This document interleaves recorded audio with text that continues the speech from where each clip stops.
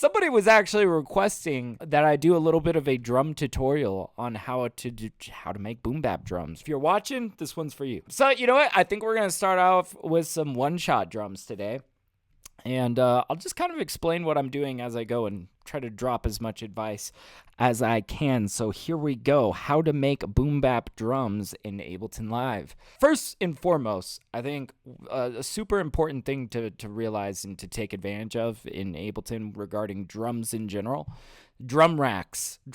You can just save a collection of one-shots. I really like assigning them all to the pads on my MPC. It's kind of funny. I use this as a MIDI controller. I don't even really use the MPC software anymore. If you don't have a controller like this, because oftentimes boom bap drums, they kind of require a little bit of a human touch. You might not want to be placing everything in a grid. If that's the case, I would just highly recommend that you kind of use your computer keyboard as a MIDI controller. You can do that, you know? So let's just dive into it. I've got a bunch of drum racks saved of just like one shots. Let's go find a good one. Let's go find a banger. Let's see. This is a Madlib kit. Oh, there's a good like Dilla clap. Okay, cool. So first of all, I like to start with hi-hats. You can, if you want to, like do it all.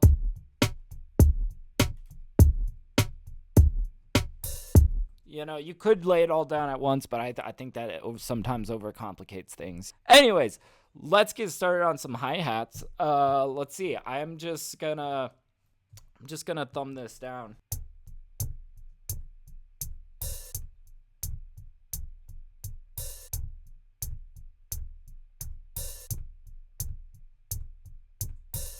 Okay, cool. And I'm just gonna capture that, and Ableton's gonna tell me what BPM that was. So that was about 86 BPM. Let's just hear it, make sure it sounds nice. Okay, a little bit of timing issues, maybe. We might straighten this out. I think these two sound the most cleanest, right? So I'm gonna work with these. Let's get rid of that first half. Let's get this in. We'll loop it. Okay, now let's actually look at these MIDI notes.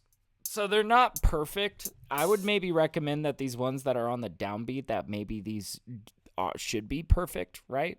So I'm going to highlight all of these. I'm going to right click and just press quantize, and boom, look, it just nudged everything into place. Now, I know that, you know, a big part of like boom bap drums is like the swing. Like, how do you control the swing? I mean, I'll tell you this. I feel like a lot of times you can just the mere fact that you see the velocity of these are so much smaller. They're not as loud. Sometimes you can have just like a really straight, you know, note, straight eighth notes. But just having variety in velocity can really add a lot of nuance to it. And this is also why I recommend having some drum pads, so that you can kind of get varying velocities without having to really go through on these guys, you see. But let's see. So in general, I think that it's best to be behind the beat instead of in front of the beat. Let's just pretend like we laid these all out in the grid. You know, I've got all these highlighted. Let's just quantize that. And we'll even move this open hat over here and quantize it. Now, let's just see. Swing, you could try to do perfect quintuplet swing and all that. But honestly, like, look, whatever kind of swing you give it, it's going to be legitimized by its repetition. You know, if it repeats, it kind of legitimizes the groove. So you could do it by however much. Let's just hear it straight.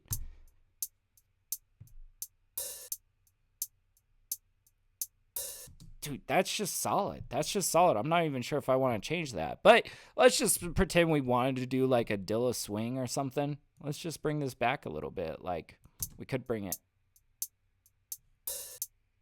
to an actual shuffle. Or we could do it somewhere in between to kind of give it a staggered feel. Oh, that actually feels nice. You see, I've just got all of my secondary hi-hats highlighted, you know, and I'm just moving these around. Also, you might notice that this is a different hi-hat than this guy. Sometimes I like to give myself 2 different hi-hats, kind of give myself 2 different inflections, giving it more nuance, more character. And I feel like that's really the name of the game when it comes to making boom bap drums. Now we've got a nice little hi-hat loop.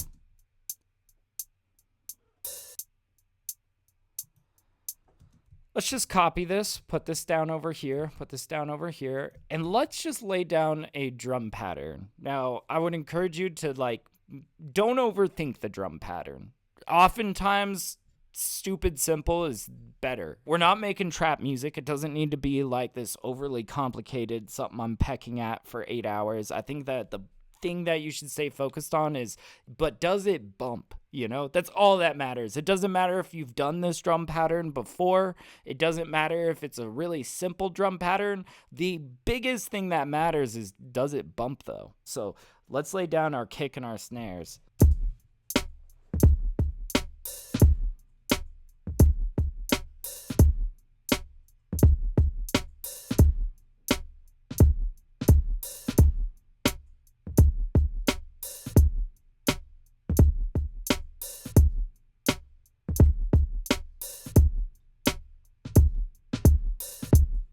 Okay, easy.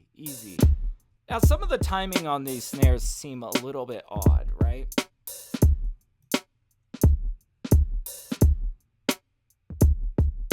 So let's see. These are all of my snares, and I want these to land on the beat, honestly. These are ones that, the snare is what's really keeping time. That's like your metronome practically.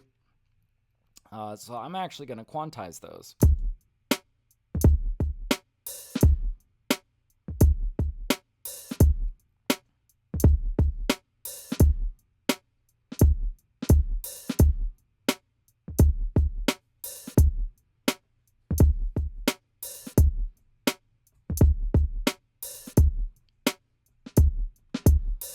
Awesome. So now we got a sick drum loop. We haven't really done any processing on it yet, but it's solid. You can rhyme this, and honestly, I feel like this is where you might get kind of hung up on yourself. It's so simple. I've done drums like this before. I'm just telling you though, that really ultimately doesn't matter.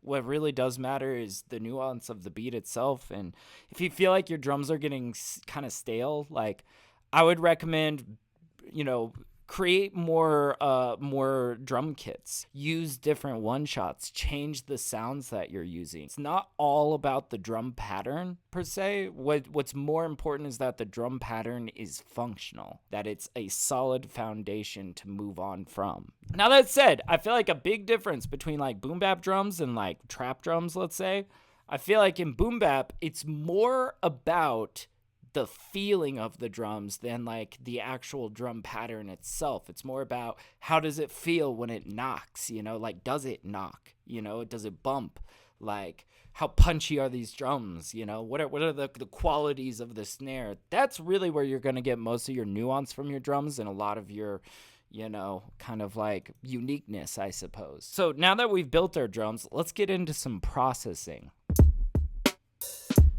Let's bust out that drum bus, okay? Ableton's drum bus is your best friend when it comes to boom bap drums. So let's go into the audio effects. Let's see. Grab our drum bus. Now, the drum bus is just a collection of tools to help maximize the sound of your drums. You see, we got saturation here. We got a compressor we can turn on. We got this crunch knob to crunch it up. Transients. Or we could really take that back. But I'm kind of thinking, let's I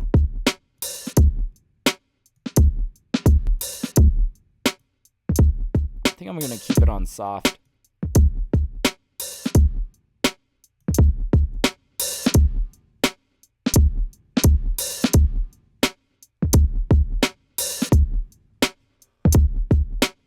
Let's do a little bit of tape processing with this as well. I need to look for a sketch cassette. That's my tape processing plugin. I really like this plugin. It's nice. I'm actually going to slip this in before the drum bus. I want it to get processed before it gets punched up.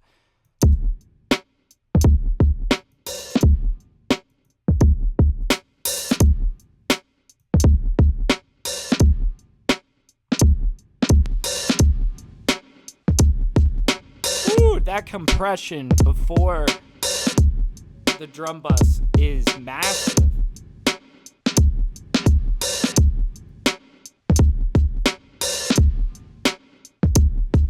Oh, now we got something that's textural. We got something that's interesting. It has personality to it, you know?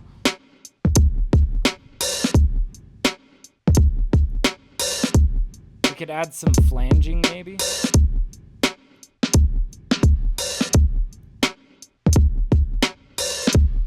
Woo! Yes.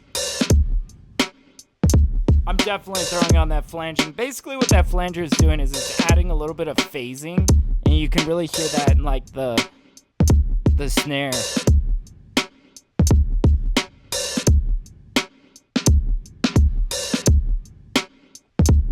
Woo, now we got some interesting drums. All right, so that is how to make boom bap drums in Ableton Live. That's fucking sick. Hell yeah. If you guys got any other topics you would like me to cover, yeah, comment below. I might just cover it. Like and subscribe and all that jazz. I'll see you guys next time.